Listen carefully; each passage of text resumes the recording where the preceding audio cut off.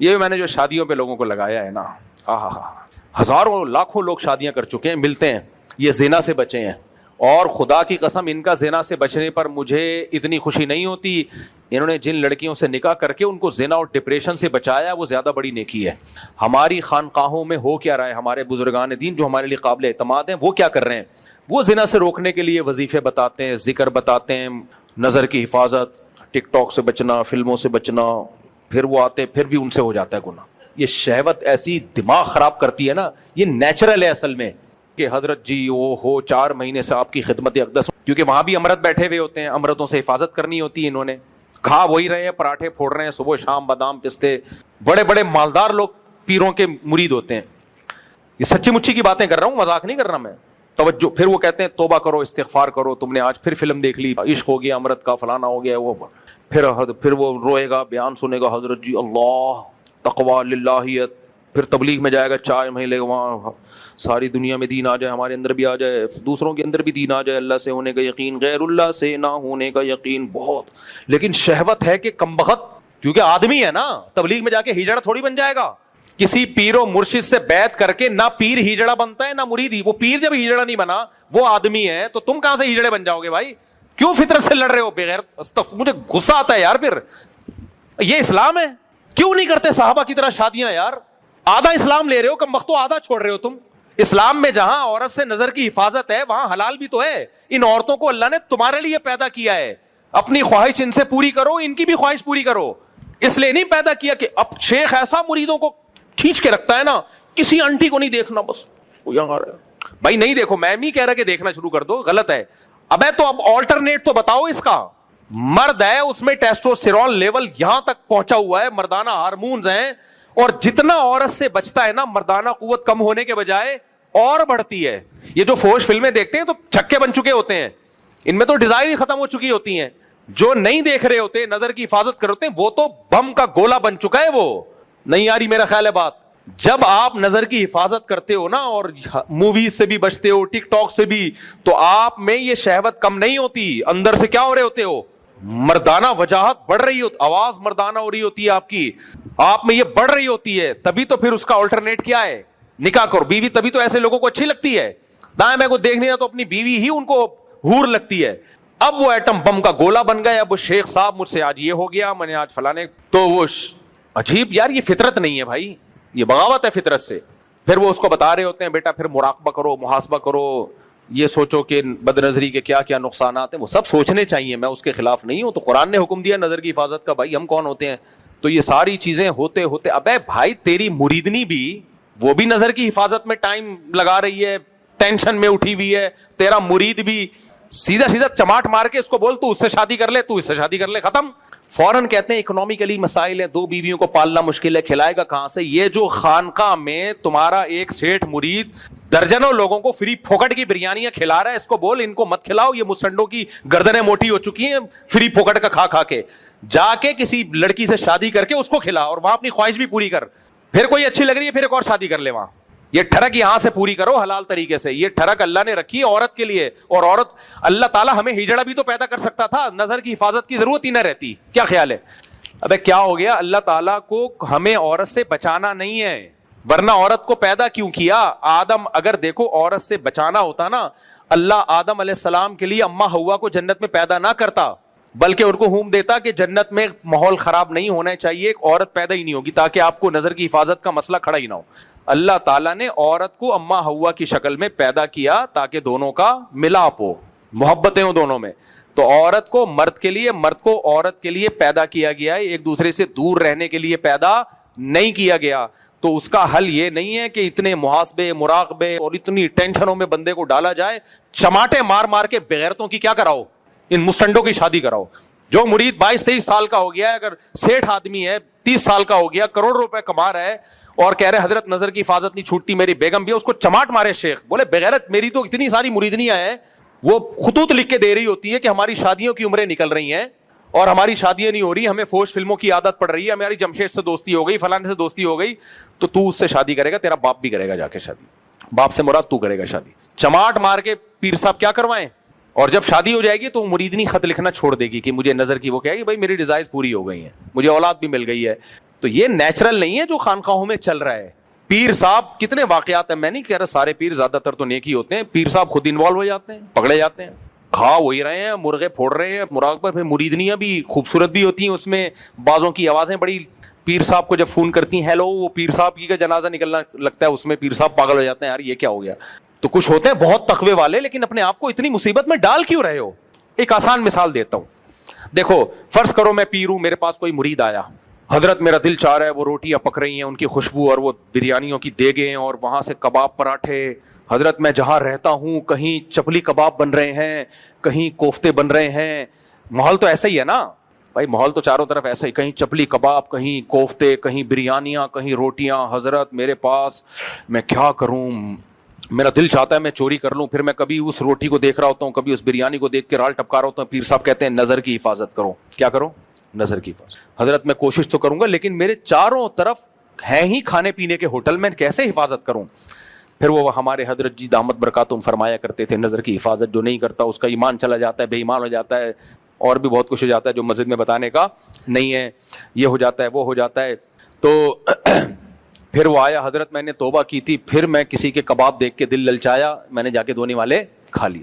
کوئی بات نہیں, گناہ گار کی توبہ اللہ قبول کرتا ہے, توبہ کرو. 100 دفعہ توبہ کر کے 100 دفعہ توڑے گا توبہ, پھر مایوس ہونا شروع ہو جائے گا, پھر کہے گا یار 2-4 ہزار میں 2-4 ایسے ہوں گے جو شاید بچ جائیں, 99% وہ چوریوں پہ ہی آ جائیں گے. پیر وہ ہوگا جو صحیح پیر ہوگا نا, وہ کیا ہے گا, تیرے پاس پیسے ہیں کباب کھانے کے, جی حضرت ہیں, چماٹ مارے گا رکھ کے, بغیرت مجھے بھی ٹینشن دی ہوئی ہے, خود بھی ٹینشن, جا 2 کباب خود بھی کھا, اور میں تیرا پیر ہوں 2 میرے لیے بھی لے کے آ. تو میں عقل مند ہوں گا تو کیا کہوں گا, ایک چماٹ لگاؤں گا, بغیرت آدمی, تیری جیب میں پیسے ہیں بھائی, اور تو کباب بھی کھا سکتا ہے, پراٹھے بھی کھا سکتا ہے, بریانیاں بھی کھا سکتا ہے, اور 6 انڈے یا 7 انڈے 8 انڈے بھی کھا سکتا ہے, تو پرہیز کیوں کر رہا ہے. اگر تو یہ نہیں کھائے گا تو ہوٹل والوں کا بھی تو نقصان ہوگا نا, ان کی دکانیں بند ہو جائیں گی بیچاروں کی, وہ بھی بیڑا غرق ہو جائے گا. تو جب آپ شادیاں کرو گے تو صرف آپ کا فائدہ نہیں ہے, لڑکیوں کے باپوں کا بھی فائدہ ہے, ان کی بھی ذمہ داریاں نمٹیں گی, لڑکیوں کو بھی گھر ملے گا, ٹھکانہ ملے گا. ساری لڑکیاں جاب پہ آ رہی ہیں کیونکہ شادیاں ہی نہیں ہو رہی ہیں, کما رہی ہیں, کوئی یہ کر رہی ہے, کوئی وہ کر رہی ہے, نکاح کرنے کے لیے کوئی کمبخت بغیر تیار ہی نہیں ہے ان سے, کرتے بھی ہیں تو نہیں ابھی ایکچولی کر کے. تو جو مالدار ہیں جلدی جلدی مٹا دیں, تاکہ کوارے پھر یہ نہ کہیں کہ ہم جب اسٹیبل ہو جائیں گے تو ہم شادی کریں گے, بولیں گے بھائی ہم تو رشتے مارکیٹ میں کیا چل رہے ہیں, شارٹ. صحابہ کے دور میں ایسا ہی ہوتا تھا, بیوہ ہونے کا انتظار کرتے تھے وہ لوگ, کوئی بیوہ ہو تو ہم نکاح کا پیغام بھیجیں, کیونکہ 2-2 مالداروں نے 2-2 3-3 4 ہزار کی بھی تھی, غریب لوگ پھر کہتے تھے یار کوئی بیوہ ہو تو چلو بیوہ سے ہی کر لیں. تو لڑکیوں کی بھرمار ہے, اس لیے یہ نیچرل نہیں ہے. یہ جو کہا جاتا ہے نا کہ زنا نکاح اس لیے شریعت نے حکم دیا تاکہ ہم زنا سے بچیں, یہ تعبیر غلط ہے بھائی. زنا سے اس لیے بچائے تاکہ نکاح کریں, یعنی نکاح کوئی مجبوری میں نہیں ہے کہ زنا کا خطرہ ہے تو چلو آپ نکاح کر لو, نہ زنا کا خطرہ نہیں بھی ہے تو پھر بھی نکاح کرو, کیونکہ عورت کو پیدا آپ سے شادی کے لیے کیا گیا ہے اور آپ کو اس سے شادی کے لیے پیدا کیا گیا ہے. تو زنا کا خطرہ نہیں ہے تو بھی کریں, خطرہ ہے تو بطریق اولا کریں, نہیں ہے مرنے کا خطرہ نہ ہو پھر بھی کھانا کھاتا ہے نا, کیا خیال ہے. مرنے کا خطرہ نہیں ہوتا پھر بھی آدمی کہتا ہے بھوک لگ رہی ہے, پیسے ہیں تو کیوں نہیں کھاؤں بھائی میں, حالانکہ نہیں مرے گا اتنی جلدی. تو ایسا ہی اگر زنا کا خطرہ نہیں بھی ہے تو بھی نکاح کرو. یہ بات دماغ میں بٹھا لو, اللہ نے عورت کو مرد سے دور رہنے کے لیے, مرد کو عورت سے دور رہنے کے لیے پیدا نہیں کیا, یہ پیدا میرے اور آپ کے لیے کیا ہے. جب اللہ نے عورتوں کو پیدا ہی ہم اور آپ کے لیے کیا ہے تو عقل مند وہ ہے جو جلدی 4 کے بعد اللہ نے پابندی اس لیے لگا دی کہ پھر مالدار لوگ 400 کر لیتے اور غریبوں کو ایک بھی نہیں ملتی. تو اللہ نے کہا جس کو موقع مل رہا ہے کر لو, اور 4 کرنے کے بعد تھرک ختم ہو جاتی ہے انسان کی, نہیں ہو رہی تو پھر جائے خانقاہ میں حضرت, پھر بھی بدنظری, پھر پیر چماٹ لگائے کم بخت, 4 کے بعد بھی تیری ٹھرک پوری نہیں ہو رہی ہے. ابھی جو پیروں جو بیچارے مجاہدہ کروا رہے ہیں نا یہ, اور یہ اتنے حساس ہو جاتے ہیں نا خانقاہوں کے مریدین, اتنے سینسٹیو ہوتے ہیں کہ کسی خاتون کی کلائی بھی نظر آئے نا بے ہوش, کیونکہ میں خانقاہی آدمی ہوں, میں نے بھی خانقاہوں میں ٹائم گزارا ہے, مجھے پتا ہے اندر کے حالات, کیونکہ شادیاں بھی نہیں کرتے. اب بیگم کوئی بیچاری کا حسن و جمال خراب ہو گیا, ایجڈ ہو گئی, خود جوان ہے تو بھی نہیں کریں گے, پیر نے منع کیا ہوا ہوتا ہے کہ عدل نہیں ہوگا, ظلم ہوگا, فلانا, پھر وہ خوش فلمیں میں توبہ کر رہا ہے. میں نہیں کہہ رہا 4 کے بعد بھی لوگ فلمیں دیکھنے والے دیکھ رہے ہوتے ہیں, تو گناہ ہے, لیکن بہرحال حلال سے سیر تو ہو جاتا ہے نا آدمی. گناہ کا اگر ایک آدمی 4 کے بعد بھی گناہ کر رہا ہے نا, اس کا مطلب وہ 4 نہ کیا ہوتی تو یہ گناہ 10 گنا زیادہ کر رہا ہوتا. جو اللہ نے لیگل کیا ہے اس سے تو پیٹ بھرو نا پہلے. ابھی تو جو بھوک لگ رہی ہے کمبخت تیرے پاس روٹی کھانے کے پیسے ہیں, کھا تو لے, پھر بھی بھوک لگے گی تو پھر علاج کروا جا کے, کہ اب یہ کوئی اور مسئلہ ہے, پیٹ بھر گیا پھر بھی کیوں بھوک لگ رہی ہے, اب یہ ہوس ہے. بھوک کا تھوڑی علاج ہوتا ہے. ہمارے یہاں خانقاہوں میں بھوک کا علاج کیا جا رہا ہے اور اس کو ٹھڑک قرار دیا جا رہا ہے. تو یہ جو خانقاہ میں لوگ ہوتے ہیں نا مریدین, اتنے سینسیٹیو ہوتے ہیں, میں آپ کو بتاؤں ان کی حالت اندر سے کیا ہوتی ہے. کسی خاتون کی کلائی دیکھ لی نا, 6 مہینے تک دماغ میں وہ گھومتا رہے گا, سینسیٹیو ہو جاتے ہیں بہت. یہ اب پیر صاحب کا کوئی مرید ہے امرت, ذرا خوبصورت سا ہے, اس کو جذبات پھر پیر کو لکھ کے دے رہے ہوں, حضرت آج میری نظر پڑ گئی تو میں ہلچل ہو گئی, پھر پیر صاحب اس کو ذکر کرا رہے ہیں. یہ وہ رہبانیت ہے جس سے نبی صلی اللہ علیہ وسلم نے منع کیا ہے. صحابہ سے زیادہ کوئی نیک نہیں ہو سکتا. دنادن نکاح کی, حضرت عمر کی 7 شادیاں تھیں ٹوٹل. کتنی شادیاں تھیں؟ حضرت عثمان جب شہید ہوئے ہیں کتنی بیویاں چھوڑ کے گئے ہیں؟ بولو 4. سیدنا علی جب شہید ہوئے ہیں تو کتنی بیویاں تھیں نکاح میں؟ ابے پھوٹ لو, تمہارے فائدے کی بات ہو رہی ہے. سیدنا علی جب شہید ہوئے ہیں تو کتنی بیویاں بیوہ ہوئی ہیں؟ 4 بیویاں بیوہ ہوئی ہیں. صرف ابو بکر تھے جو جب شہید انتقال ہوا تو 3 بیویاں تھیں ان کی نکاح میں صرف. مغیرہ ابن شعبہ کا جب انتقال ہوا 4. خالد ابن ولید کا جب انتقال ہوا, بولو یہ ہم سے یہ والے سیٹ اپ خانقاہی کو نہیں مانتے تھے یہ. اور تلواریں لے کے جنگوں میں بھی جا رہے ہیں, تجارتیں بھی کر رہے ہیں, سارے کام کرو میرے بھائی, اور پھر گناہ سے بچنے کی بھی کوشش کرو. ان عورتوں کو ٹھکانہ دو. سیٹھ لوگ خانقاہوں میں دیگیں کھلانے کے بجائے کسی بیوہ سے شادی کر کے وہ دیگ اس کو کھلائیں. وہ 4 بیواؤں سے شادی کرو, 4 کو الگ الگ گھر دو. پیر صاحب کی ضرورت انشاءاللہ نہیں رہے گی, رہے گی پھر بھی, لیکن وہ کم ضرورت رہے گی. اور پیر صاحب کو بولو آپ بھی یہ کام کرو, حلال کو فوکس کرو.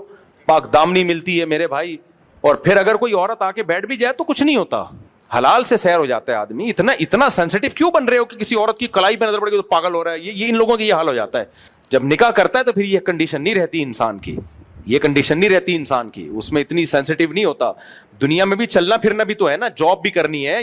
یہ لونڈے لپاڑے دفتروں میں جائیں گے, کال سینٹر میں جائیں گے, شادیاں کر لو تو پھر بیٹھی بھی ہوگی تو کوئی پرواہ نہیں ہوگی, بیٹھی رہے. آپ کو اپنی بیگم سے محبت ہوگی, ایک نہیں ہے تو وہ والی پسند, وہ نہیں تو وہ والی پسند ہوگی, 4 میں سے تو کوئی تو اچھی لگے گی آپ کو.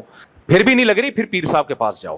تو اس لیے پیروں کو بھی چاہیے اپنے آپ پہ بھی رحم کرو, شادیاں کرو. اپنے آپ کو جس عذاب میں ڈال دیا ہے نا آپ لوگوں نے, اور اس عذاب سے نکلو. میرا خیال آپ کو جی تکلیف ہو تو بیوی کو ہو, پیر کو نہیں ہونی چاہیے تکلیف, بیگم کو ہونی چاہیے, وہ سمجھ میں آتا ہے.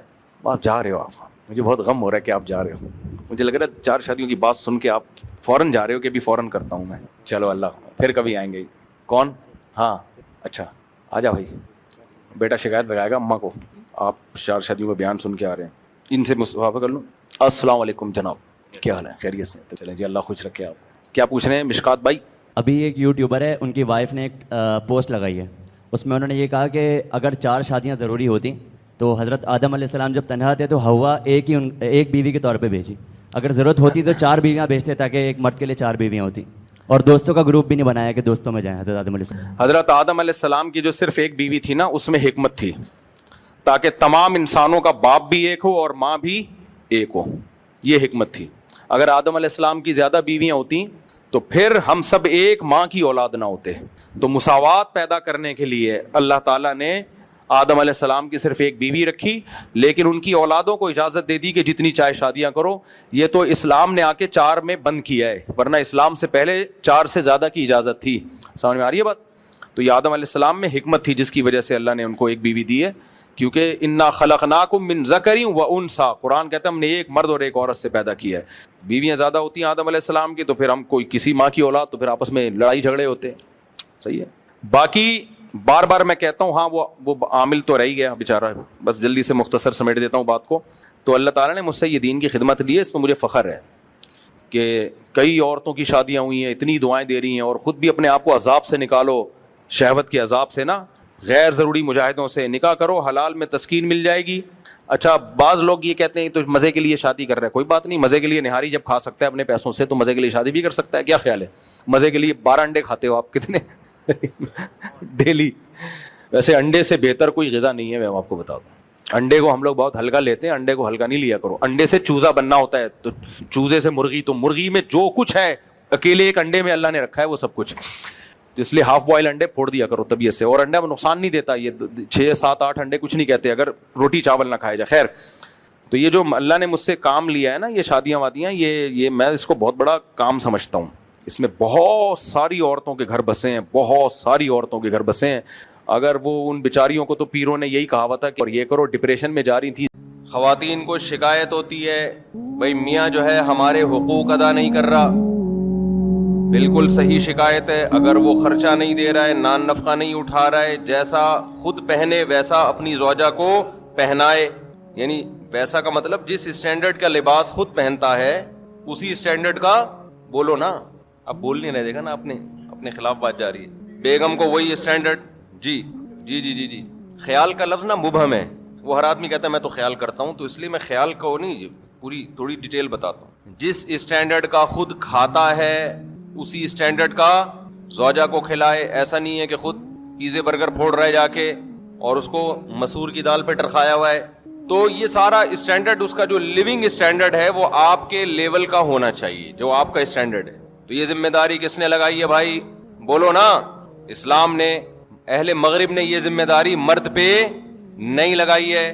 ہماری خواتین شکایتیں کرتی ہیں کہ میاں حقوق ادا نہیں کر رہا, یہ نہیں کر رہا, وہ نہیں کر رہا. بالکل صحیح ہے بھائی, اس کے باپ کو بھی کرنا پڑے گا. یعنی اس کے باپ کا مطلب یہ نہیں کہ اس کے باپ کو, اسی آدمی کو پیار سے اس کا باپ کہا جاتا ہے اردو میں. آج ہر آدمی اپنا باپ خود ہی ہے نا آج کل. لیکن یہی انٹیاں جب شوہر ان سے کہتا ہے کہ آپ میری مرضی کے بغیر گھر سے مت نکلو, بیگم جب کہیں جاؤ تو مجھ سے پرمیشن لو. صرف اطلاع دینا کافی نہیں ہے, شوہر کی پرمیشن کا ہونا ضروری. اسلام عورت کو باؤنڈ کرتا ہے کہ جب اس کی شادی ہو گئی ہے. اب آپ کہو گے مصعب کیا قومی ترانے سنانے لگ گئے ہیں؟ میں تھکا ہوا ہوں بھائی, میں ابھی سفر سے آیا ہوں. رات میرا بیان تھا اتنا لمبا پنجاب میں, تو جب میرا بہت زیادہ لمبا بیان تھا, رات بھر سویا نہیں, پھر صبح کی فلائٹ تھی, تو پھر یہ سر لگانا پڑتا ہے تاکہ میں بولتا رہوں, سمجھ رہے. تو انٹیاں جو ہیں وہ شکایت کرتی ہیں میاؤں کی کہ یہ ہم پہ روب جماتے ہیں. ان کو کیوں بتائیں ہم باہر جانے سے پہلے؟ کیا الٹی باتیں بھی شروع ہو جاتی ہیں. کیا میں کوئی فلم دیکھنے جا رہی ہوں؟ بعض دفعہ میاں کو محبت اتنی ہوتی ہے, بیگم کہیں جا رہی ہوتی ہے. ونس اپون اے ٹائم ایسا ہوا کرتا تھا, اب تو اس طرح آج کل اس طرح کی اطلاعات آ نہیں رہی ہیں. میاں کہہ دیتا ہے کہ آپ نہیں جائیں, میں ابھی گھر میں ہوں, میں چاہتا ہوں کہ آپ گھر میں رہیں. بیگم کہنی نہیں, میں اپنی اماں کے جا رہی ہوں یا کہیں بھی جا رہی ہوں. تو اسلام ایسے موقع پہ بیگم کو سپورٹ کرتا ہے یا میاں کو؟ میاں کو. سمجھتے ہو کہ نہیں سمجھتے؟ یہاں خواتین کہتی ہیں کیوں بھائی ہم کوئی غلام ہیں؟ کل میں نے رات پنجاب میں ایک بہت بڑے بورڈ پہ دیکھا, ہم کوئی غلام ہیں. تو خواتین نے بھی یہ لفظ سیکھ لیا ہے, ہم کوئی غلام ہیں جو ہم بتا کے جائیں. ہے بھائی, ہم کیوں بتائیں کسی کو؟ تم کون ہوتے ہو پوچھنے والے؟ پھر ہر وقت کی پابندیاں لگائی ہوئی ہیں میرے اوپر, ہر وقت کی پابندیاں. ٹھیک ہے, یہ غیر اخلاقی حرکت ہے ہر وقت کی پابندی, لیکن بہرحال عورت کو کیا حکم دیا جائے گا کہ وہ اس معاملے میں شوہر کی اطاعت کرے. آج کل جیسے مردوں نے حقوق ادا کرنا چھوڑ دیے تو خواتین بھی بہت ساری لبرل ہوتی جا رہی ہیں, وہ میاں کو بتانا ضروری نہیں سمجھتی. ایسے بھی کیسز آتے ہیں, میاں صاحب کہہ رہے ہیں بھائی ان سے نہیں بات کیا کرو, اس سے نہیں جی, تم کون ہوتے ہو روکنے والے؟ تو بھائی جب آپ میاں سے اپنے حقوق لے رہی ہو, کس کے نام پہ؟ اسلام اس کو پابند کر رہا ہے, سمجھ لیں آپ. اسلام کے علاوہ کسی کا باپ بھی شوہر کو پابند نہیں کر سکتا, خوب سمجھ لو. اور اسلام کی پابندی اگر نہ ہو تو کوئی بھی زوجہ کے حقوق ادا نہیں کرے گا, قانون کروا ہی نہیں سکتا. پھر یہ ٹاپک چینج ہو رہا ہے, کیا کریں یار. میں خواتین کو بتا رہا ہوں اسلام کی قدر کرو. یہ جو میاں پاکستان میں اور اسلامی ملکوں میں میاں جو خرچہ کرتے ہیں نا بیگموں کے اوپر, جو حقوق ادا کرتے ہیں, یہ اسلام کی وجہ سے کرتے ہیں, یہ گورنمنٹ کے لا کی وجہ سے نہیں کرتے. لا میں اتنی طاقت نہیں ہے کہ حقوق ادا کروا دے. گوروں نے کتنے زبردست لا بنا کے مسلط کیے, انہوں نے بھی بالآخر ہتھیار ڈال دیے کہ بھئی قانون کے ذریعے شوہر عورت کے حقوق ادا کرے, یہ پاسبل نہیں ہے. دیکھو ہمارے نبی صلی اللہ علیہ وسلم, عرب میں عورت کو پاؤں کی جوتی سمجھا جاتا تھا, کوئی اوقات نہیں تھی. ہمارے نبی نے مدینہ میں جا کے قانون نہیں پاس کروایا کہ جو عورت کی توہین کرے گا اس کو اتنے سال کی جیل ہوگی. ایسا ہمیں کوئی یہ قانون سے یہ چیزیں گرفت میں آتی نہیں ہیں. قانون میں پہلے تو یہ توہین کی ہے کہ نہیں کی ہے, پھر توہین کی ڈیفینیشن کیا ہے. میاں کہہ رہے ہیں کہ ہمارے یہاں تو پیار سے گالیاں دی جاتی ہیں, ہمارے یہاں کیا. کل ایک صاحب آئے, انہوں نے کہا مجھے میری بیوی نے بہت گالیاں دی ہیں نا, بہت پھٹا ہوا, کہ پنجاب میں بیٹھا ہوا تو کہیں, تو میری بیوی نے بہت گالیاں دی ہیں. میں نے کہا کیا گالیاں دی ہیں؟ کہہ رہے یار صاحب کیا. میں نے کہا ترجمہ کر کے بتا دو. میں نے کہا ایز اٹ از گالی تو نہیں بتاؤ, لیکن آسان لفظوں میں اس کو ذرا مفہوم بیان کرو, آسان لفظوں میں اس کا. تو خیر میں یہ عرض کر رہا تھا کہ نبی صلی اللہ علیہ وسلم کے دور میں بیٹی کو زندہ دفن کیا جاتا تھا. پاؤں کی جوتی سے بھی بدتر سمجھا جا رہا ہے کہ نہیں سمجھا جا رہا؟ تو آپ صلی اللہ علیہ وسلم نے قانون سازی نہیں کی ہے مدینہ میں کہ کورٹ میں عورت کیس کرے شوہر توہین کر رہا ہے. یہ بہت مبہم چیزیں ہوتی ہیں, مبہم چیزیں ہوتی ہیں, اور قانون کے ذریعے ان چیزوں کی گرفت نہیں ہو سکتی ہے. بلکہ آپ صلی اللہ علیہ وسلم نے یہ بتایا کہ میں اللہ کا پیغمبر ہوں, اور دلائل سے ثابت کیا. اللہ نے اتنے معجزے دیے جس سے صحابہ کو یقین ہو گیا کہ آپ کس کے پیغمبر ہیں؟ اللہ کے. پھر قرآن میں اللہ نے آیتیں نازل کی, لَقَدْ كَانَ لَكُمْ فِي رَسُولِ اللَّهِ أُسْوَةٌ حَسَنَةٌ, تمہارے لیے پیغمبر کی زندگی میں بہترین نمونہ ہے. فالو کرنا ہے تو کس کو فالو کرنا ہے؟ پیغمبر کو. اب لوگ سمجھ گئے پیغمبر جو کرتے چلے جا رہے ہیں ہمیں وہ کرنا ہے, نہیں کیا تو پنشمنٹ کس کی طرف سے ملے گی؟ اللہ کی طرف سے. اب کوئی دیکھنے والا نہیں ہے, اب نہ کوئی وکیل کی ضرورت نہ کیس کی ضرورت. کس کا خوف بٹھا دیا ہے؟ اللہ کا. تو پھر صحابہ نے پیغمبر کا عمل کیا دیکھا؟ مشہور حدیث ہے نا کہ ایک صحابی نے نبی صلی اللہ علیہ وسلم کی دعوت کی, آپ نے فرمایا عائشہ کو بھی بلاؤ تو آؤں گا میں. یہ جو ایٹیٹیوڈ ہے, یہ جو رویہ ہے زوجہ کے ساتھ, وہ صحابی بلا رہے ہیں نبی کو, اور آپ کیا کہہ رہے ہیں ساتھ میں کس کو؟ زوجہ کو بھی بلاؤ. دل صاف تھے لوگوں کے, ان کے پاس اتنی گنجائش نہیں تھی. انہوں نے عرض کیا یا رسول اللہ یہ میں نہیں کر سکتا. آپ نے فرمایا دعوت کیا ہے؟ کینسل. پھر ان صحابی نے کچھ دنوں بعد دعوت کی, یا رسول اللہ آپ کی دعوت کرنا چاہتا ہوں. آپ نے فرمایا عائشہ کو بھی بلاؤ. صحابہ آپ کا یہ عمل بولو دیکھ رہے تھے, تو سیکھ رہے تھے نا کہ کیسے زوجہ کے ساتھ کیسا رویہ ہوتا ہے. انہوں نے کہا نہیں ہو سکتا. آپ نے فرمایا نہیں جا سکتا. پھر تیسری مرتبہ صحابی نے عرض کیا یا رسول اللہ آپ کی دعوت کرنا چاہتا ہوں. اچھا میرے سے یہ بیان خواتین سنتی ہیں نا, وہ کہتی ہیں ہائے کاش مفتی صاحب کتنے اچھے ہیں, اللہ اپنی بیگموں کے ساتھ کیسے ہوں گے. تو مجھے وہ لطیفہ یاد آتا ہے جو مولوی اس طرح بیویوں کے حقوق بیان کر رہا ہوں نا, خواتین بڑی متاثر ہوتی ہیں کہ ان کے گھر والے کتنے خوش قسمت ہوں گے, ان کی تو کبھی دعوت ہوتی ہوگی تو کہتے ہوں گے بیگم کے ساتھ بلاؤ تو آؤں ورنہ میں نہیں آ رہا جاؤ. تو وہ لطیفہ تمام خواتین سن لیں. ایک آدمی جو تھا نا ڈرائیونگ کر کے اپنی بیگم کو لاتا, بیگم اگلی سیٹ پہ بیٹھی ہوتی, اس کی بیگم اسکول ٹیچر تھی, تو لاتا اسکول کے باہر گاڑی کھڑی کرتا, اترتا, بیگم کا گیٹ کھولتا, دروازہ نا لاک کھولتا, وہ جاتی تو خواتین دوسری دیکھتی یار کتنی رسپیکٹ دے رہا ہے, خود اترتا ہے ڈرائیوروں کی طرح دروازہ کھولتا ہے باہر سے نا. رشتے آنا شروع ہو گئے. ایک اور شادی ہو گئی اس کی اسی چکر میں نا, خواتین نے خود کہ بھائی اتنی عزت دے رہا ہے یار ہمیں بھی چاہیے اس کی بیوی بن جائے ہم. 2 شادیاں ہو گئی. پھر بیگم کو, پہلی والی بیگم اسکول ٹیچر تھی, اس کو لے کر آتا, اترتا, باہر سے دروازہ کھولتا, 3 شادیاں ہو گئی. صحیح ہے نا. وہ بھی گھننا بنا ہوا ہے, بتا نہیں رہا ہے کسی کو اصل کہانی کیا ہے. اس نے کہا ہونے دو, خود سے آ رہا ہے بھائی. اور خواتین دیکھ رہی ہیں, متاثر ہو رہی ہیں, بھائی ماشاء اللہ ماشاء اللہ. پھر ایک دن آیا, دروازہ ایسے ہی کھولا, چوتھی بھی ہو گئی.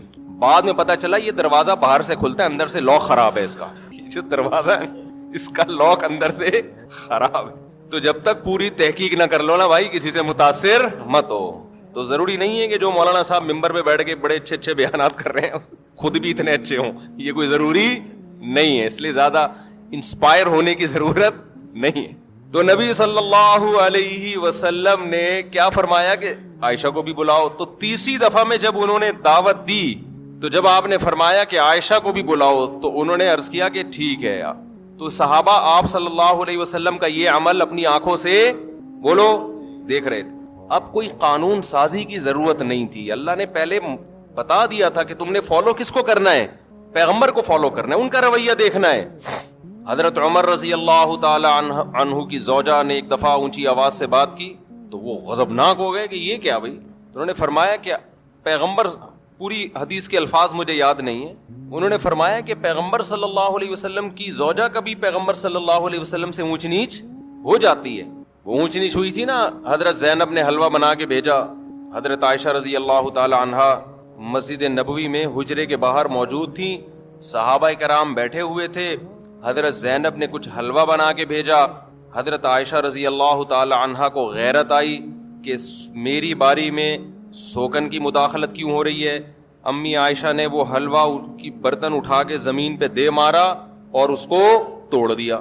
میں اکثر اس موقع پہ کہتا ہوں بھائی اگر ہم اور آپ میں سے کوئی ہوتا اور دوست بھی یہ منظر دیکھ رہے ہوتے تو غیرت کا مسئلہ بناتے کہ نہیں بناتے, اور دوستوں کو واقعہ سناتے کہ میری بیگم نے ایسے حلوہ میرے سامنے برتن توڑا, میں نے رکھ کے 2 لگائے. تیرا بھائی ڈرتا ورتا کسی سے بولتے ہیں نا. ہمارے نبی صلی اللہ علیہ وسلم نے کیا فرمایا, سید الانبیاء, آپ نے اس کی ایک اچھی لاجک پیش کی. فرمایا غارت امکم, تمہاری ماں کو غیرت آ گئی ہے. یہ محبت میں ہوا ہے, سمجھ رہے ہیں کہ نہیں سمجھ رہے. ان کو یہ ہوا کہ باری میری ہے تو کسی اور کے گھر سے گفٹ کیوں آ رہا ہے دوسری زوجہ کے گھر سے, تو یہ غیرت میں کیا. یہ کوئی غصہ نہیں ہوئے, زمین پہ بیٹھ کے وہ برتن اٹھا لیا, اور جب حضرت عائشہ کا غصہ ٹھنڈا ہوا تو فرمایا کہ برتن کے پیسے دے دینا, زمان تو آئے گا نا. یہ تو نہیں کہ غیرت میں آپ نے کسی کچھ بھی کر لو تو زمان تو آتا ہے نا. تو میں جب یہ حدیث پڑھی میں حیران ہوا. میں نے کہا یار اگر ہم لوگ ہوتے تو ہم یہ واقعہ 30 لوگوں کو بھی سناتے, بھائی تیری بھابھی نے ایسا کیا آج, اور تجھے پتا ہے ہم سسرال سے ڈرتے ورتے نہیں.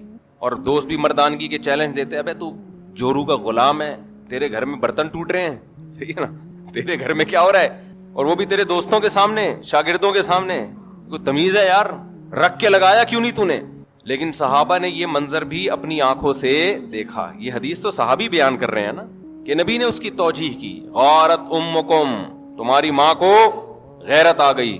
تبھی تو حدیث میں آتا ہے. دیکھو یہ واقعہ سننے میں الگ ہے, سننے میں تو آپ سمجھ رہے ہو بھائی نارمل ہے.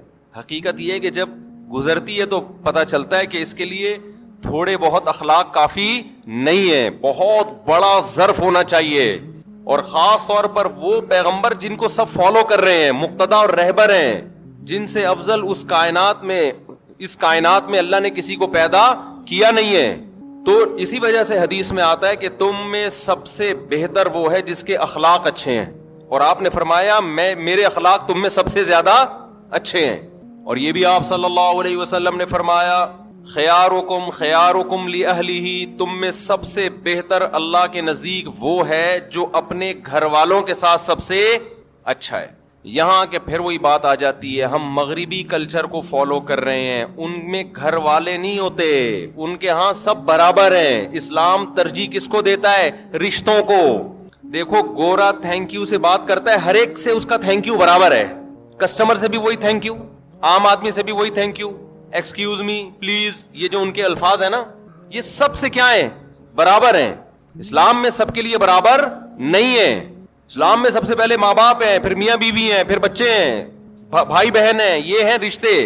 آج کتنے لوگ دوستوں سے بڑی تمیز سے بات کر رہے ہوتے ہیں, ہو ہا ہی, گھر میں آتے ہی ایسے جیسے چنگیز خان نے بغداد پہ حملہ کیا ہے.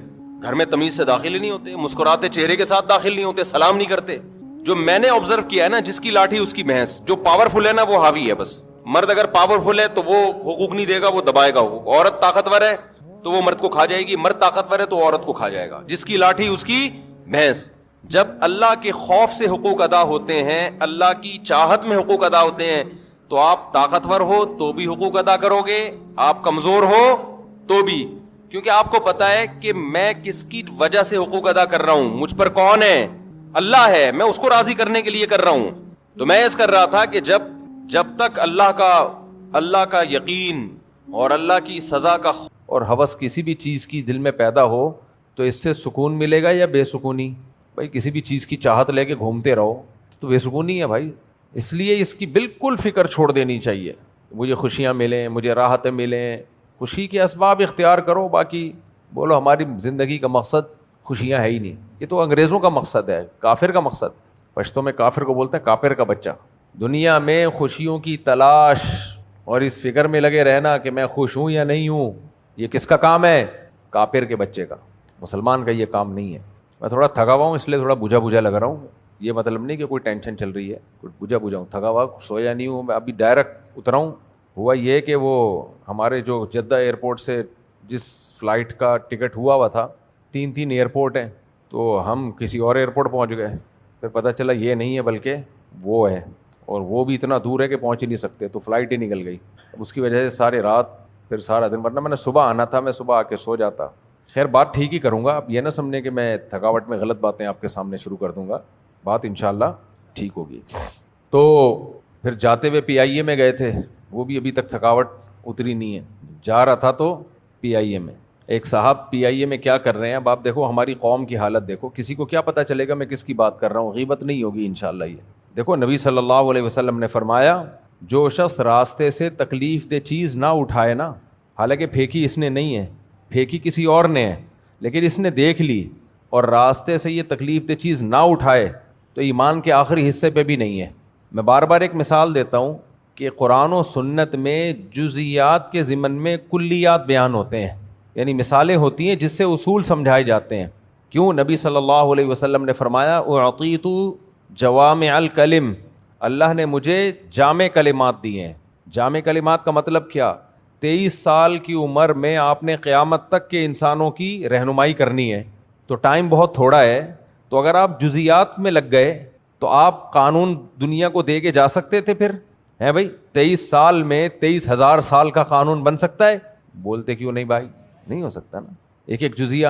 تو وہ جزیات جو ہے نا وہ ایگزامپل ہیں, اس میں قوانین چھپے ہوئے ہیں, قوانین چھپے ہوئے ہیں. تبھی تو اجتہاد ہے, فقہاء نے اجتہاد کیا ہے, مجتہدین پیدا ہوئے ہیں امت میں جنہوں نے رائے اور فکر کر کے اجتہاد کیا. اگر قوانین نہ ہوتے تو اجتہاد کیوں ہوتا؟ ہر چیز حدیث میں لکھی ہوئی ہوتی اور عمل کرتے چلے جاتے. ہمارے جو اہل حدیث حضرات ہیں یہ اسی اجتہاد کے تو منکر ہیں. ایک دفعہ ایک اہل حدیث عالم کہنے لگے کہ میں نے کہا یہ اصال ثواب کا انکار کیوں کرتے ہو؟ کہتے ہیں حدیث میں تو 3 چیزوں کا ذکر آیا ہے. حدیث میں آیا ہے کہ 3 چیزیں مرنے کے بعد میت کے لیے ہوتی ہیں, عمل ولد صالح یدعو لہ, نیک اولاد جو دعا مانگے, علم ینتفع بہ, وہ علم جو چھوڑا, اور صدقہ جاریہ. تو چوتھی تو کوئی چیز نہیں حدیث میں. میں نے کہا واہ بھائی واہ, حدیث کا جو پہلی جماعت کا طالب علم ہوتا ہے نا اس کو بھی پتہ ہوتا ہے جب حدیثوں میں آئے نا کہ 3 چیزیں تو اس کا مطلب 3 نہیں ہوتا. دیکھو حدیث میں آتا ہے مسلمان کے 5 حقوق ہیں مسلمان پر, چھینک آئے تو الحمدللہ کہو, جنازہ پڑھو, مریض ہو تو عیادت کرو, سلام کا جواب دو, ایک 5واں بھی حق ہے جو اس وقت ذہن میں نہیں ہے, ہاں دعوت دے تو قبول کرو. حدیث میں آتا ہے مسلمان کے مسلمان پر 5 حق ہیں.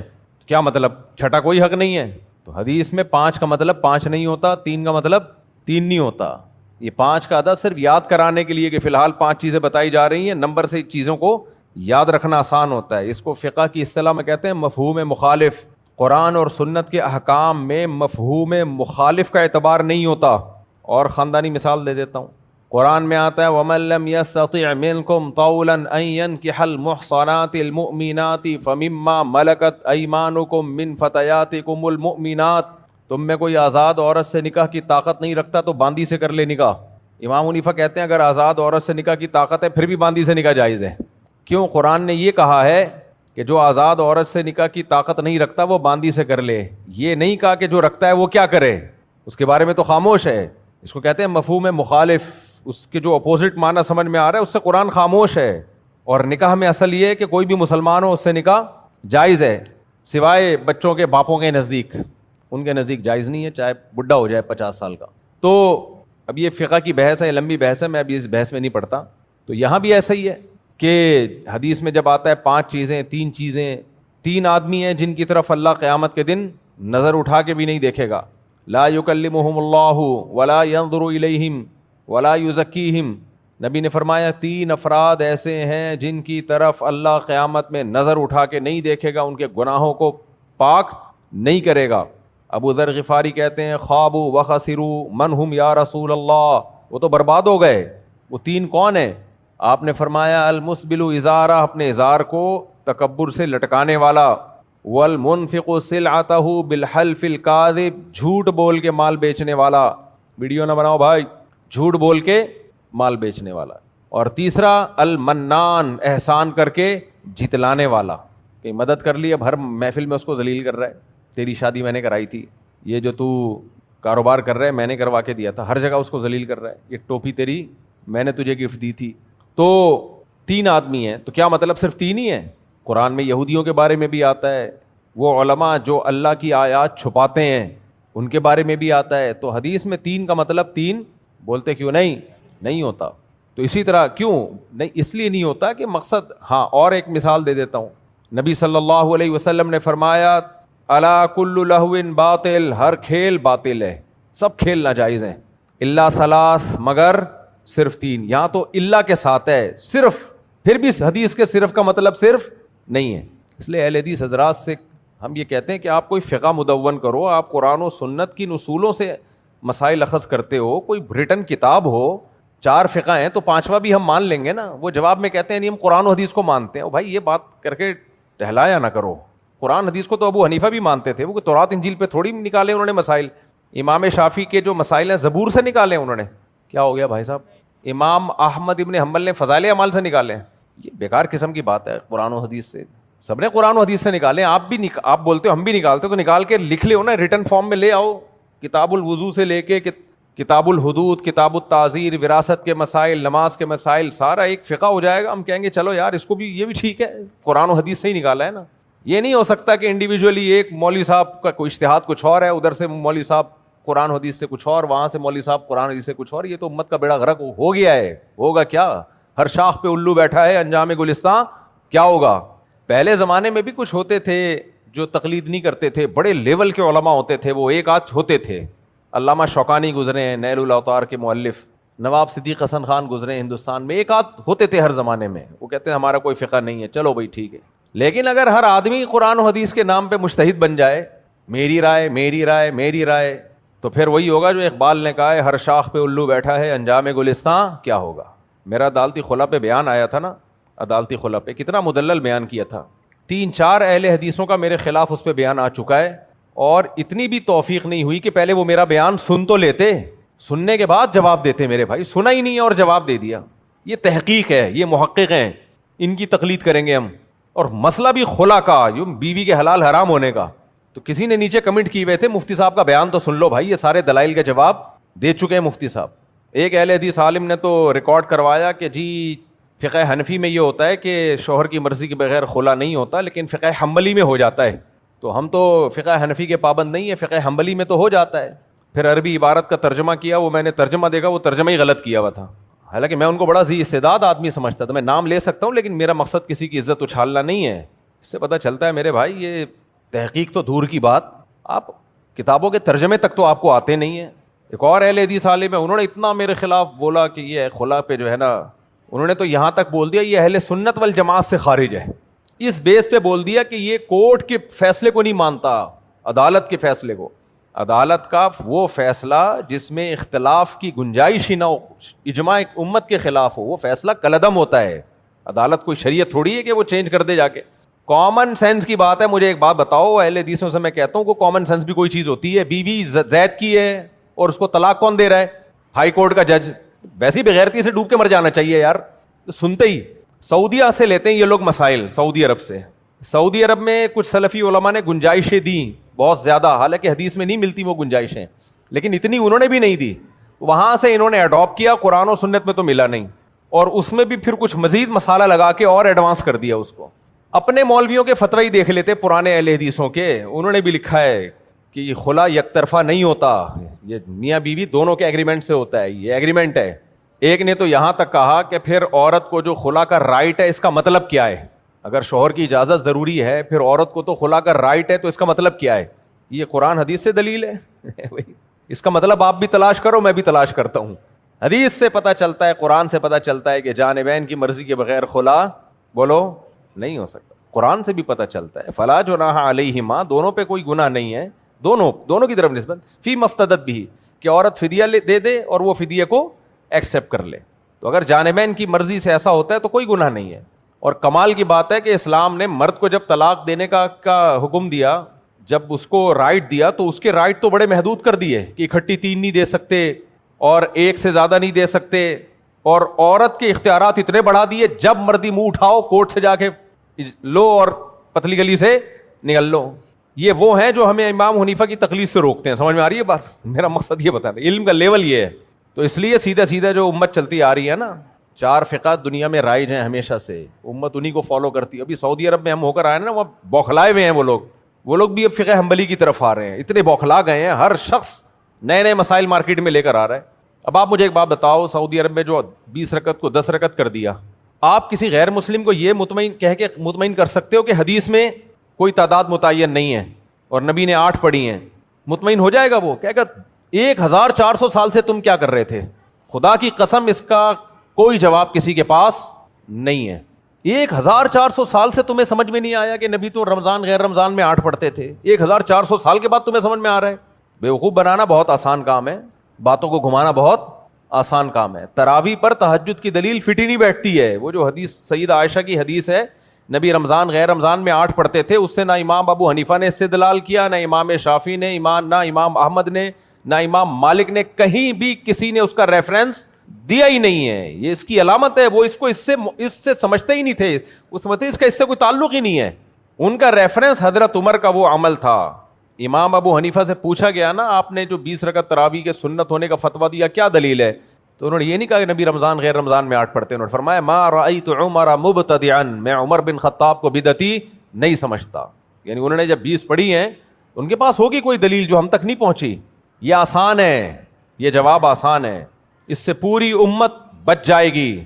لیکن آپ جس ٹریک پہ چل رہے ہو نا، ایک حدیث لے کے پوری امت پہ مسلط کر دینا، اپنے مطلب کا مفہوم اس کو پہنا دینا لوگوں کو، اس سے اتنے سارے اشکالات ہوتے ہیں. سب سے پہلی بات، اسلاف نے اس کو تراویح کا نام کیوں دیا؟ 8 رکعت تو ترویحتین ہوتا ہے، تراویح ہوتی نہیں ہے. ایک ترویح 4 رکعت کو کہتے ہیں، تو 8 رکعت پہ تو یہ تراویح کا لفظ ہی فٹ نہیں بیٹھ رہا. اور یہ میں نے تھوڑی نام دیا ہے، تو خلفائے راشدین کے دور میں نام دیا گیا ہے. کہتے ہیں تہجد ہے، جماعت سے جتنی چاہے پڑھ لو، تو پھر رمضان کے بعد بھی پڑھ لو. بھائی یہ تہجد نہیں ہے، یہ رمضان کے ساتھ خاص ہے، جماعت کے ساتھ ہے، مخصوص رکعتیں ہیں، جتنی منقول ہیں اس میں کمی بیشی کی اجازت نہیں ہے. سنت وہی ہے، پھر باقی کوئی پڑھے نہ پڑھے وہ اس کی مرضی ہے. خیر، تو ہر شاخ پہ الو بیٹھا ہے انجام گلستان کیا ہوگا. وہ ایک اہل حدیث عالم ہے، ٹیلی ویژن میں بہت زیادہ آتے ہیں، قاری خلیل الرحمان صاحب. عجیب بات ہے، مجھے افسوس اس پر ہو رہا ہے کہ ٹیلی ویژن میں ان کا اسٹائل کچھ اور ہوتا ہے اور نجی مجلس میں ان کا اسٹائل کچھ اور ہوتا ہے. کیمرے پہ ان کا اسٹائل کچھ اور ہوتا ہے اور انڈیویجول کہیں بیٹھے ہوئے ہوں گے تو اسٹائل کچھ اور. میں نام لے کے لوگوں پہ رد نہیں کرتا، لیکن یہ غیر اخلاقی حرکت ہے کہ آپ میڈیا پہ چیلنج کر رہے ہو بلانے کے لیے ہمیں، اور نجی محفل میں کہہ رہے ہو نہیں آنا. ٹھیک ہے، یہ بہت غلط چیز. تو ایسے مجتہدین کو ہم ابو حنیفہ کو چھوڑ کے فالو نہیں کر سکتے. تو مسئلہ یہ نہیں ہے. قاری خلیل الرحمان صاحب نے بھی خلا کا مسئلہ غلط بتایا، بالکل لمبی پھینکی ہے بیٹھ کے. یار آپ مسئلہ حلال و حرام، بیوی کے حلال و حرام کا مسئلہ ہلکا ہے، اس میں اتنی غیر سنجیدہ باتیں کر رہے ہوتے ہو. آپ لیبل قرآن و سنت کا لگا رہے ہو. 3 طلاق کے مسئلے پر محترم نے حدیث سنائی کہ نبی صلی اللہ علیہ وسلم کے دور میں ایک مجلس کی 3 طلاقیں ایک ہوتی تھی. حدیث میں آتا ہے. کاش میں سامنے بیٹھا ہوتا، میں پکڑ لیتا یہ ایک مجلس کی کہاں سے لگایا آپ نے، یہ لفظ کہاں سے نکالا آپ. صحیح مسلم میں آتا ہے کہ نبی کے دور میں 3 طلاقیں ایک ہوتی تھیں، حضرت عمر نے اس کو 3 نافذ کیا. بالکل ایسی حدیث متا کے بارے میں بھی ہے. جابر بن عبداللہ کہتے ہیں نبی کے دور میں، ابو بکر عمر کے دور میں متا کیا کرتے تھے، حضرت عمر نے اس پہ پابندی لگائی. تو کیا متا حلال ہے؟ بھائی بہت سے لوگوں کو متا کے حرام ہونے کا علم نہیں تھا، اس لیے وہ کرتے رہے. حضرت عمر نے جو پابندی لگائی اور سارے صحابہ نے ایکسیپٹ کیا، یہ اسی لیے کیا کہ وہ جانتے تھے کہ یہ پابندی نبی کے دور میں لگ چکی ہے. ایسے ہی 3 طلاقیں نبی کے دور میں ایک سمجھی جاتی تھیں کا مطلب یہ نہیں کہ نبی بھی ایک سمجھتے تھے. زمانہ جاہلیت میں جیسے متا حلال تھا تو 3 طلاق کو بھی ایک سمجھا جاتا تھا. یہ عبداللہ بن عباس سے، حضرت عائشہ سے یہ صحیح سند سے یہ حدیثیں مروی ہیں. تو حضرت عمر نے جب پابندی لگائی ہے تو وہی حکم جو قرآن نازل کر چکا تھا، طلاق مرتان، 2 طلاقوں کے بعد رجوع کا حق ہے، تیسری کے بعد رجوع کا حق نہیں ہے. جبکہ زمانے جاہلیت میں تیسری کے بعد بھی رجوع کا حق سمجھا جاتا تھا. تبھی تو سارے صحابہ نے اس حکم کو ایکسیپٹ کیا حضرت عمر کے. آپ کہہ سکتے ہو حضرت عمر کے ڈنڈے کا خوف تھا اس لیے مان لیا انہوں نے. اہل حدیث اس کے 3 جواب دیتے ہیں. کہتے ہیں حضرت عمر کا یہ سیاسی فیصلہ تھا کہ انہوں نے دیکھا جب طلاقیں بہت ہو رہی ہیں تو گورنمنٹ کو یہ رائٹ ہے کہ وہ سیاستاً کچھ تبدیلیاں کر سکتی ہے، تو سیاسی طور پہ اس کو ایک نافذ کیا گیا تاکہ لوگ طلاق سے رکیں. میں اہل حدیث علماء سے پوچھتا ہوں، مجھے ایک بات بتاؤ، یہ سیاست ہے یا دین میں تحریف ہے؟ دیکھو جمشید نے اللہ نہ کرے اپنی بیوی کو 3 طلاقیں دیں. قرآن و سنت کے مطابق تو وہ طلاق نہیں ہوئی، سیاسی قانون کے مطابق یعنی سیاست میں حضرت عمر نے ان کی بیوی کو حرام کر دیا جمشید کے اوپر، حالانکہ قرآن کی روشنی میں کیا تھی؟ حلال. اور یہ اب کہیں اور شادی کر رہی ہے جس سے شادی اس کے لیے حرام تھی، اور حضرت عمر نے کہیں اور شادی اس کے لیے حلال کر دی. اگر یہ تحریف نہیں ہے تو پھر تحریف کی ڈیفینیشن کیا ہے؟ کسی بات کا ان لوگوں کے پاس کوئی جواب نہیں ہے. اہل حدیثوں کے پاس بیٹھے میں دھڑا دھڑ جو ہے وہ بیویوں کو حلال کرنے کے لیے. کس قدر جرت اور دلیری سے میں حیران ہوتا ہوں یار. کوئی اشکال پوچھا جائے اس کا جواب نہیں دیتے. یہ زبان سے 3 طلاقیں نکال دیں، ختم. قرآن حلال نہیں کرتا، نبی حلال نہیں کرتے، اجماع صحابہ حلال نہیں کرتا، سارے صحابہ کا فتویٰ ہے. لیکن آپ دیکھ لو بیٹھے ہوئے فوراً حلالے پہ آ جائیں گے ڈائریکٹ. حلالے سے تو بہتر ہے. کہ قرآن کو نہیں پتا تھا کہ حلالے سے بہتر ہے کہ 3 کو 1 کہہ دے وہ. پہلا سوال میرا ان حضرات سے یہ, اس پہ کلپ بنا کے چلا دینا, آج میں تھکا ہوا ہوں, ذرا صحیح باتیں کر رہا ہوں. تھکا ہوا ہوتا ہوں نا تو بعض دفعہ صحیح باتیں بھی ہو جاتی. پہلی بات جو یہ کہا کریں نا اہل حدیث حضرت عمر کا یہ سیاسی فیصلہ تھا, سے بولو یہ بتاؤ یہ سیاست ہے یا تحریف ہے دین میں؟ قرآن بار بار کہہ رہا ہے لیما تحرم ما احل اللہ لکا, جس چیز کو اللہ نے حلال کیا اس کو کیوں حرام کر رہے ہو. یہ شہد کے بارے میں ہے کہ نبی نے قسم کھا کے شہد حرام کر دیا تھا, حالانکہ وہ ہمیشہ کے لیے حرام نہیں ہوا تھا. اور یہاں بیوی جو جس کی حیثیت شہد سے زیادہ ہے وہ ہمیشہ کے لیے حرام ہو رہی ہے حضرت عمر کے فتوے پہ. اور کمال کی بات ہے وہ صحابہ جو حضرت عمر کے ایک جوڑے پہ اعتراض کر رہے ہیں کہ یہ جوڑا آپ کے پاس اتنا لمبا کہاں سے آ گیا, مال غنیمت میں تو اتنی بڑی قمیض کسی کو ملی نہیں ہے, وہ صحابہ اپنی بیویوں کو حرام کر دیا انہوں نے حضرت عمر کے کہنے پہ. حضرت عمر نے حضرت حذیفہ سے کہا کہ یہودی عورت سے نکاح مت کریں, صحابی رسول تھے, انہوں نے فرمایا کہ اگر حرام ہے تو نہیں کروں گا, اور اگر اللہ نے حلال کیا ہے تو پھر کروں گا میں, اور کیا انہوں نے نکاح. سمجھ میں آ رہی ہے بات؟ حضرت عمر نے فرمایا میں حرام نہیں کر رہا, اس سے نکاح میں نقصان ہے, کوئی فاسق فاجر نہ ہو. تو لوگ فاسق عورتوں سے نکاح شروع کریے, ایسے مشورہ دیا جاتا ہے. تو مشورے کی حد تک تو بہت کچھ ٹھیک ہے بھائی, قانون سازی میں حلال و حرام نہیں کیا جاتا. شیعہ لوگ یہی تو کہتے ہیں حضرت عمر نے قانون بنایا 3 طلاق کو 3 کرنے کا, لہٰذا وہ 3 کو 1 بھی نہیں مانتے. شیعوں والے کام کرو تو بھی ٹھیک ہے بھائی, انہوں نے تو اپنا ہی فلسفہ بنایا ہے طلاق کا, گواہ بھی ہونا ضروری ہے, حالانکہ کہیں بھی نہیں ہے قرآن میں کہ طلاق پہ گواہ ہونا ضروری ہے. تو یہ دور علم کا نہیں ہے, یہ جہالت کا دور ہے, اور اس جہالت پہ لیبل کس کا لگایا جاتا ہے؟ قرآن اور سنت. تو پہلا اشکال یہ کہتے ہیں ایکچولی وہ حضرت عمر کا سیاسی فیصلہ تھا. تو آپ نے کیا جواب دینا ہے؟ سیاست میں بیویاں حلال, کسی کی بیوی اس پہ حرام, میرے بھائی بولو نا, نہیں ہوتی. نمبر 2 کہتے ہیں صحابہ نے ڈر سے, بس ان کا خوف تھا اور سیاست تھی, سارے صحابہ نے, کوئی ایک صحابی سے ضعیف حدیث بھی نہیں ملتی جنہوں نے رخصتی کے بعد اکٹھی 3 طلاق کو 1 کہا ہو, ضعیف بھی نہیں ملتی, صحیح تو دور کی بات ہے. تو وہ کہتے ہیں وہ صحابہ مان گئے بس مجبوری میں. صحابہ مجبوری میں اتنا بڑا فیصلہ نہیں مانتے, وہ تو اشکال کرتے تھے. حضرت عمر کا پہلا خطبہ ہی یہ تھا کہ جب تک سیدھا چلوں ماننا, جہاں قرآن و سنت سے ہٹوں سیدھا کر دینا مجھے. ایک نے کھڑے ہو کر کہا نا کہ آپ کو سیدھا کر دیں گے, حضرت عمر نے دعائیں دی اس کو.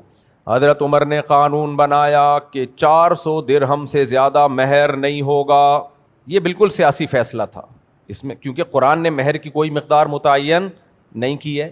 اگر گورنمنٹ یہ سمجھتی ہے کہ اتنا زیادہ مہر لڑکی والے رکھ رہے ہیں کہ لڑکیوں کی عمریں نکل رہی ہیں, اس پہ غور کیا جا سکتا ہے کہ کچھ متعین مقدار کر دی جائے. یہ سیاسی فیصلہ تھا. لیکن ایک عورت نے کہا کہ قرآن کہتا ہے ان آتیتم احداہن قنطارا فلا تاخذوا منہ شیئا, سونے کا پہاڑ بھی مہر میں دیا ہو واپس مت لو. تو اللہ تو سونے کے پہاڑ کا تذکرہ کر رہے ہیں, آپ کیسے مہر کی مقدار متعین کر رہے ہیں؟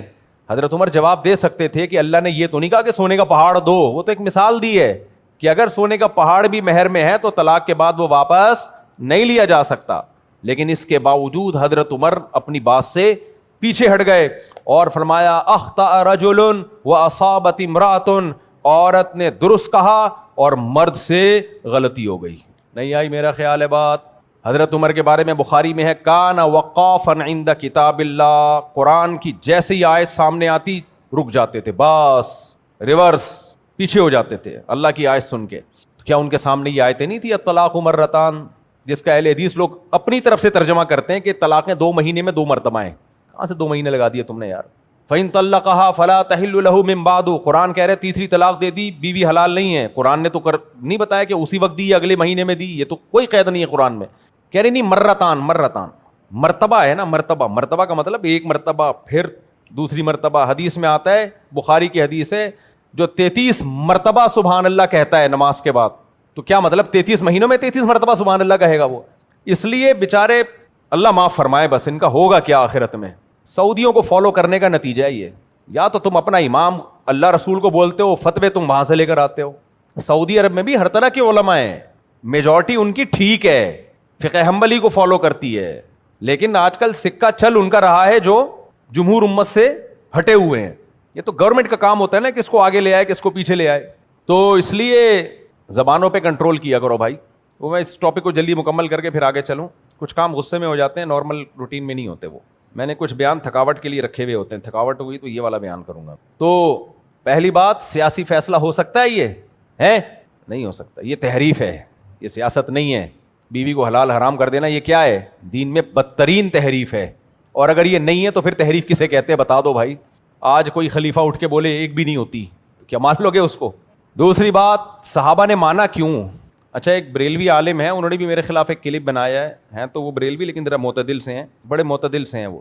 انہوں نے میرے خلاف ایک کلپ بنایا, انہوں نے کہا مفتی طارق مسعود صاحب یہ کہتے ہیں کہ 3 طلاق کا مسئلہ اجماعی ہے, اس میں امت میں کیا ہے, اجماع ہے. تو انہوں نے کہا نہیں ایسا نہیں, اجماع نہیں ہے, مفتی صاحب مبالغہ آرائی کرتے ہیں, فلاں نے لکھا ہے کہ اس میں اختلاف ہے, فلاں نے لکھا ہے اس میں اختلاف ہے, فلاں نے بھی لکھا ہے اس میں اختلاف, فلاں نے بھی لکھا, فلاں نے بھی لکھا. خوب سمجھ لو, فلاں کے لکھنے پر گورنمنٹ کی طرف سے کوئی پابندی نہیں. اس طرح کی کلپ دیکھ کے متاثر نہ ہوا کریں, سب سے پہلے کسی صحابی سے دکھائیں. اچھا میں یہ بھی آپ کو بتا دوں, فلاں نے لکھا ہے کہ فلاں صحابی نے 3 طلاق کو ایک کہا ہے, یہ بھی لکھا ہے فلاں نے, لیکن لکھا ہی ہے, صحیح ہے, لکھنے پر گورنمنٹ کی طرف سے کوئی پابندی نہیں. کوئی بھی کسی بھی ٹائم پہ کچھ بھی لکھ سکتا ہے. میں اگر لکھ دوں کہ وزیر اعظم مفتی طارق مسعود, اب آپ کو فلاں نے لکھا ہے کہ مفتی صاحب وزیر اعظم ہے, بھائی کوئی سند تو پیش کرو, کوئی سر نہیں پاؤں بھائی ایسے ہی لکھ دیا فلاں صحابی قائل تھے, کس نے لکھا, کوئی سند نہیں ہے اس کی, اور جس کے بارے میں لکھا ان سے صحیح سند سے ہے کہ وہ 3 کو 3 کہا ہے انہوں نے. اس لیے میں نے اس مسئلے پہ ریسرچ کرنے کے بعد میں یہ کہہ رہا ہوں کہ اجماعی مسئلہ ہے, کہیں بھی نہیں اس میں اختلاف ہے. تو یہ لاتے رہیں گے, فلاں نے لکھا ہے کہ اختلافی ہے, دیوبندی عالم نے بھی لکھا ہے اختلافی ہے, لکھا ہے دیوبندی عالم نے بھی, ان سے بھی دیوبندی کیا دودھ کے دھلے ہوئے ہوتے ہیں, ان سے غلطی نہیں ہو سکتی. مفتی کفایت اللہ صاحب ہیں, دیوبندی عالم ہیں, انہوں نے لکھا ہے کہ صحابہ میں اس میں اختلاف تھا, تو لکھا ہے, وہ متاثر ہو کے ابن تیمیہ رحمہ اللہ نے لکھ دیا تھا تو وہ انہوں نے انہی کی بات نقل کر دی. لیکن جب کتابوں کی دنیا میں گئے تو کسی نے بھی نہیں لکھا, یعنی صحابی نے سے ثابت نہیں ہے, ایک صحابی سے بھی نہیں ملے گا رخصتی کے بعد 3 طلاقوں کو کسی صحابی نے ایک کہا ہو, کہیں بھی نہیں ہے. کل کی بات ہے, ایک صاحب نے 3 طلاقیں دی, میں نے بول دیا کہ 3 ہو گئی ہیں, تو کہنے لگے اہل حدیث تو بولتے ہیں. میں نے کہا اہل حدیث کی بات صحیح نہیں ہے. کہتے ہیں سعودیہ زیادہ اسلام جانتا ہے یا یہ ہندوستان اور پاکستان کے علماء؟ سعودیہ کے مفتی زیادہ پڑھے لکھے ہیں, یا جب بیوی حلال کرنی ہو نا تو 20 طریقے ہوتے ہیں انسان کے پاس. پہلی بات تو سعودیہ کے اکثر علماء یہی کہتے ہیں جو میں کہہ رہا ہوں, سمجھ میں آ رہی ہے بات, وہ کوئی الگ سے اسلام نہیں پڑھا انہوں نے. ہاں کچھ علماء ان کے ہیں جو ٹریک سے ہٹ گئے. تو میں بھی اس بحث میں نہیں جاتا کہ سعودیہ کے اکثر علماء کیا کہتے ہیں, وہ ایک ریفرنسز کی ایک لمبی بحث ہے. میں نے کہا مجھے ایک بات بتاؤ, سعودیہ کے علماء ٹھیک ہیں, یہ صحابہ ٹھیک ہیں؟ صحابہ تو پہلے ہیں میرے بھائی. اسلاف میں اپنے آپ کو سلفی کہتے ہیں, سلفی کہتے ہیں. سلف میں کوئی دکھا دو جس نے 3 طلاق کو ایک کہا ہو, سلف میں کوئی دکھا دو جس نے 20 رکعت سے کم 1 رکعت تراویح کو سنت کہا ہو. کام سارے سلف کے خلاف کرنے. سلف میں کوئی دکھا دو جس نے اس خلا کو معتبر مانا ہو جو یک طرفہ خلا ہے. اسلاف کو ہم فالو کرتے ہیں بھائی, ائمہ کرام نے فالو کیا اسلاف کو. نام رکھنے سے کچھ نہیں ہوتا, کام دیکھو کام. نام تو اہل سنت والجماعت کتنے مشہور ہیں ہمارے ہاں, نہ سنت اور نہ اہل سنت والجماعت کا مطلب پتہ ہے کیا ہے؟ سنت کو فالو کرے بدعت سے دور, اور جماعت سے مراد صحابہ کو. تو آپ اپنا نام اہل سنت والجماعت نہ رکھیں لیکن سنت کو فالو کریں اور صحابہ کی جماعت کو مانیں, تو آپ اہل سنت والجماعت ہیں. لیکن ہمارے ہاں جو نہ سنت کو فالو کرے نہ صحابہ کو مانے. صحابہ حلوے مانڈے کرتے تھے, بولتے کیوں نہیں ہو, دیگیں. کس صحابی نے ربیع الاول کے موقع پر حلوے کی دیگ پکائی؟ کوئی ایک صحابی ضعیف روایت میں دکھا دو جنہوں نے ربیع الاول میں بتیاں لگائی ہوں, تمبو لگائے ہوں, حلوے کھائے ہوں, حلیم کی دیگ پکائی ہو, سبیل لگائی ہو, ماتم کیا ہو. کوئی ایک ہے صحابی؟ میں ایسے صحابہ آپ کو دکھا سکتا ہوں پوری زندگی روزے رکھے. ایک صحابی نے نبی سے عرض کیا, یا رسول اللہ میں پوری زندگی روزے رکھنا چاہتا ہوں. آپ نے فرمایا کم کرو. پہلے فرمایا مہینے میں 3 روزے, انہوں نے کہا اس سے زیادہ کی طاقت ہے. پھر فرمایا اتنے روزے, فرمایا اس سے زیادہ کی طاقت. بالآخر انہوں نے منوا کے چھوڑا, ساری زندگی روزے رکھوں گا. بڑھاپے میں کہتے تھے کاش نبی کی رخصت پر عمل کر لیتا, بوڑھا ہو گیا اب نہیں رکھا جا رہا. یہ تھے صحابہ. دیگ اور صحابہ 180 ڈگری پہ تھے, یاد رکھو. نہیں آ رہی میرے خیال بات؟ دیگ کا اسلام سے جہاں ڈھڑنگ ڈھڑنگ کی آوازیں آ رہی نا دیگوں کی, ڈھڑنگ ڈھڑنگ, میت پہ بھی یہی آوازیں آتی ہیں, ڈھڑنگ ڈھڑنگ. دیکھا دیگ کی اپنی ایک لک ہے بھائی. دیگ جو ہے نا, دیگ اس کا اپنا ایک سٹائل ہے. وہ دیگچی اور میں وہ مزہ نہیں ہے. دیگ کا آدھا مزہ تو ڈھکن میں ہے, حقیقت ہے. جو بھٹتی ہے نا وہ. دیگوں کا اسلام سے کوئی تعلق نہ محرم کی دیگوں کا نہ ربیع الاول کی دیگوں کا.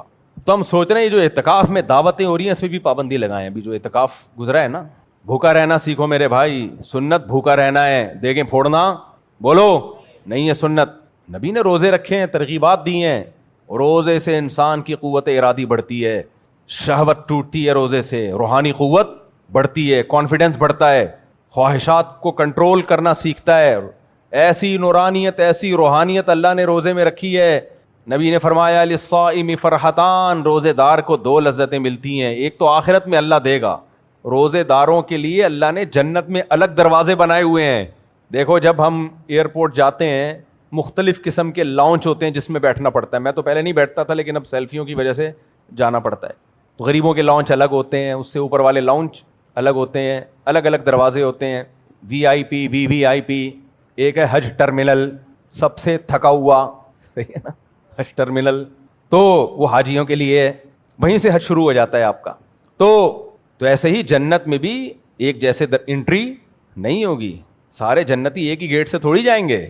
تو وہاں اللہ نے ایک الگ سے دروازہ روزے داروں کے لیے رکھا ہے. سمجھ میں آ رہی ہے بات؟ جو کثرت سے روزے رکھا کرتے تھے, دیگ والوں کے لیے جنت میں کوئی دروازہ نہیں ہے, کوئی دروازہ نہیں ہے دیگ کے لیے.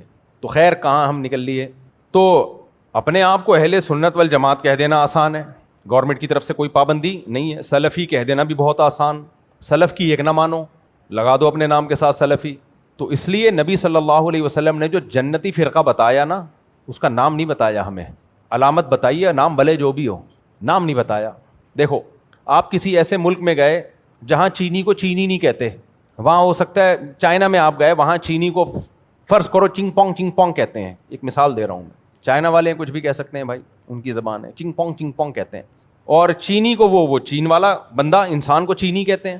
اب آپ کی اماں نے چائنا میں آپ کو بھیجا, بیٹا جا چینی لے کر آ, اور اماں کو پتا تھا کہ یہ جب دکان والے کو جا کے کہے گا چینی چاہیے تو وہ ایک چینی بندہ اٹھا کے پکڑا دے گا اس کو, یہ لے جا بھائی, کیا کام ہے تجھے, گھر میں پوچھا لگوانا ہے, گھر کا نل کا ٹھیک کروانا ہے, یہ بندہ لے جا.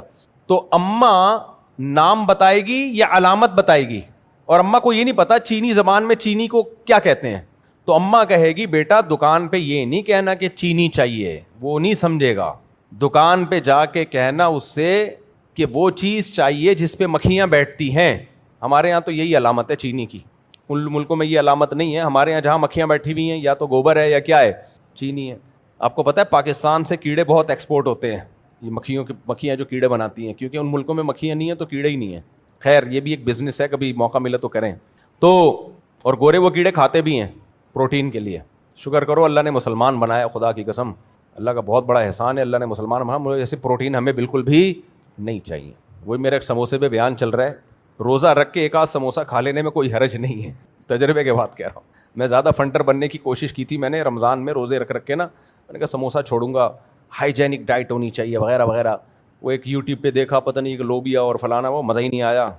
پھر ہم نے کہا یار ایک آدھ سموسا کھا لینے میں کوئی حرج ہے نہیں, زیادہ زیادہ مر ہی جائیں گے نا. تو ویسے میں سموسے نہیں کھاتا اور کھایا بھی نہ کریں, لیکن رمضان میں ایک آدھ, سارا دن کا بھوکا ہوتا ہے کہ سموسا کیا کر لے گا, کھا لیا کرو, ایک آدھ کھا لیا کرو. حلال ہے اسلام میں, کیا ہے حلال. بہت زیادہ ڈاکٹروں کی مت سنا کرو, کیونکہ سموسا کھا کے مر جانا یہ بہتر ہے نہ کھا کے زندہ رہنے سے. وہ اکثر میں ایک لطیفہ سناتا ہوں نا, ایک استانی صاحبہ بچوں کو سبق یاد کرا رہی تھی, بیٹا وعدہ کرو جھوٹ نہیں بولو گے. بچوں نے کہا مس وعدہ کرتے ہیں کبھی جھوٹ نہیں بولیں گے. بیٹا وعدہ کرو کبھی نشہ نہیں کرو گے. مس وعدہ کرتے ہیں کبھی نشہ نہیں کریں گے. بیٹا وعدہ کرو اسکول کی چھٹی نہیں کرو گے. مس وعدہ کرتے ہیں اسکول کی چھٹی نہیں کریں گے. بیٹا وعدہ کرو لڑکیوں کا پیچھا نہیں کرو گے. مس وعدہ کرتے ہیں کبھی لڑکیوں کا پیچھا نہیں کریں گے. بیٹا وعدہ کرو جب جنگ ہوئی تو ملک پہ جان قربان کریں گے. مس کر دیں گے. ایسی زندگی کو بچا کے کرنا کیا ہے, سمجھ آ رہی ہے, جب کچھ بھی نہیں کرنا تو جان قربان کرتے زیادہ ٹھیک ہے. تو ایسی زندگی جس میں سموسا ہی نہ ہو یار افطاری کے ٹائم پہ, ایک آدھ پکوڑا بھی نہ ہو, ہری مرچیں ہی نہ ہو اس میں, اور ہری مرچ وہ جو لگے. کل میں جدہ میں تھا تو میں نے ہری مرچوں کی پوری وہ پلیٹ منگوائی نا, تو ایک آدمی نے کھا لی, اس کو تو لگ گئیں. کہہ رہے آپ یہ مرچیں کیسے کھا رہے ہیں؟ میں تو کھا اس لیے رہا ہوں کہ لگیں. اگر مرچیں اس لیے تو کھائی جاتی ہیں کہ لگیں, اگر نہ ہی لگنی ہوتی مرچیں تھوڑی ہیں وہ. تو خیر بات کو سمیٹتا ہوں میں, تو یہ دور جہالت کا دور ہے, علم عمق نہیں ہے. ہر آدمی قرآن حدیث کو, تو میں نے وہ طلاق کا موضوع جلدی سے مکمل کر دوں کیونکہ طلاق کے کیس جب زیادہ آتے ہیں پھر میں یہ موضوع ریپیٹ کرنا شروع کر دیتا ہوں. تو کسی بھی صحابی سے ثابت نہیں ہے میرے بھائی, یہ اجماع کا دعویٰ میں نے مذاق میں نہیں کیا, یہ حقیقت میں کیا, اجماعی مسئلہ ہے. یہ چاروں اماموں کا اتفاق ہے اور سارے صحابہ اس پر متفق ہیں. تابعین جتنے بھی ہیں, جو بھی صاحب علم تابعی ہیں, وہ سب کے سب اکٹھی 3 طلاقوں کو 3 ہی کہتے ہیں. علامہ ابن رجب نے تو یہاں تک دعویٰ کیا لم یثبت عن احد من الصحابۃ ولا من التابعین ولا من ائمۃ السلف المعتد بقولهم في الفتاوى في الحلال والحرام شيء صریح ان الطلاق 3 بعد الدخول يحسب واحدة. کہیں بھی نہیں ہے. علامہ ابن تیمیہ رحمہ اللہ نے یہ 7ویں صدی ہجری میں ایک مسئلہ نکالا اور پھر اس پہ کتابیں لکھی, پھر ان کے شاگرد نے بھی, وہاں سے یہ شروع ہوا ہے. علامہ ابن تیمیہ بہت بڑے عالم تھے لیکن ان کے کچھ تفردات ہیں. 8 رکعت تراویح بھی انہوں نے ہی ذکر کیا, ان سے پہلے ہم نہیں دیکھتے کسی نے ذکر کیا وہ 8 رکعت تراویح کا. تو اب اہل حدیث لوگ لے لیتے ہیں وہ چیزیں جو پوری امت میں ہٹ کے الگ سے نظر آ رہی ہوتی ہیں, وہ لے لیتے ہیں. جو پوری امت جدھر کو جا رہی ہے چھوڑ دیتے ہیں اس کو, کیونکہ اگر پوری امت جدھر کو جا رہی ہے اسی کو ادھر بھی آپ بھی جاؤ گے تو پھر کیا ہوا. کام تو وہ کرے نا جو تھوڑا سا ڈفرینٹ ہو. خیر سارے ایسے نہیں ہوتے, کچھ 3 طلاقوں کو 3 بھی مانتے ہیں اہل حدیثوں میں, ایسے بھی ہیں الحمدللہ.